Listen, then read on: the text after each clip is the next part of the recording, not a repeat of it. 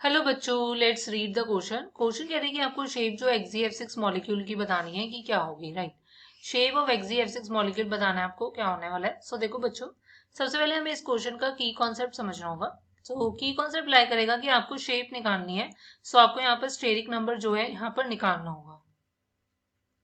सो steric number से basically हम क्या कर सकते हैं, आपकी क्या है शेप जो है वो आप निकाल लोगे। सो अगर मैं यहाँ बात करती हूँ, किसी भी एटम का निकालना होता है तो वो आप कैसे निकाल सकते हो, जो भी आपका सेंट्रल एटम है उसके वैलेंस इलेक्ट्रॉन्स ले लो, that is V, plus monovalent कर दो जितने उसमें एटम्स हैं ऐड, माइनस कर दो अगर उस पर कोई positive charge that is cationic, और प्लस कर दो अगर उस पर कोई क्या है अनायनिक चार्ज है दैट इज नेगेटिव, राइट। और डिवाइडेड बाय 2 कर दो तो उससे आपका स्टेरिक नंबर जो है वो आपका निकल जाएगा।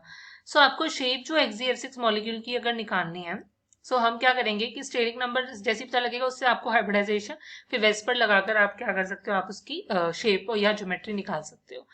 बट अब यहाँ पर देखो, अगर मेरे पास क्या है XeF6, सो XeF6 में हमारे पास जेनोन जो होता है ये एक नॉर्मल गैस है ग्रुप 18 की। इसके नंबर ऑफ वैलेंस इलेक्ट्रॉन्स जो होते हैं वो कितने होते हैं, 8 होते हैं। जेनोन के पास वैलेंस इलेक्ट्रॉन्स जो होते हैं 8 होते हैं, ग्रुप 18 का है हमारे पास, एक नॉर्मल गैस है।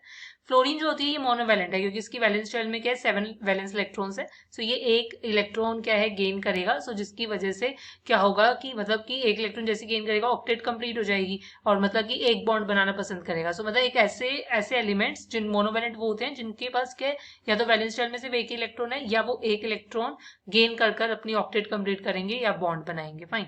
सो +6 हो गया, कोई पॉजिटिव या नेगेटिव तो नहीं है। सो यहाँ से आपका 7 आ गया। ये स्टेरिक नंबर 7 का केस है।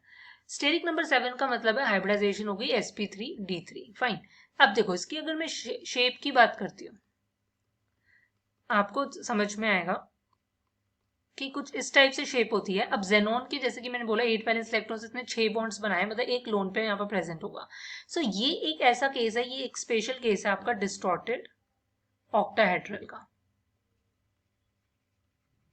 राइट। सो मतलब ये इसकी जो शेप है वो क्या है, डिस्टॉर्टेड ऑक्टाहेड्रल है। बिकॉज यहाँ पर ये जो लोन पेयर प्रेजेंट है इसकी वजह से यहाँ पर क्या डिस्टॉर्शन आपको देखने को मिलेगा, क्योंकि एक रेगुलर ऑक्टाहेड्रल होता अगर ये लोन पेयर यहाँ नहीं प्रेजेंट होता। अगर ये लोन पेयर मैं हटा देती हूँ तो ये रेगुलर ऑक्टाहेड्रल है। बट जैसे ही यहाँ पर एक लोन पेयर का प्रेजेंस हो गया सो ये इसकी अब शेप, इसकी जो ज्योमेट्री है वो डिस्टर्ब हो गई है और इसका अब नाम जो है वो डिस्टॉर्टेड ऑक्टाहेड्रल हो गया।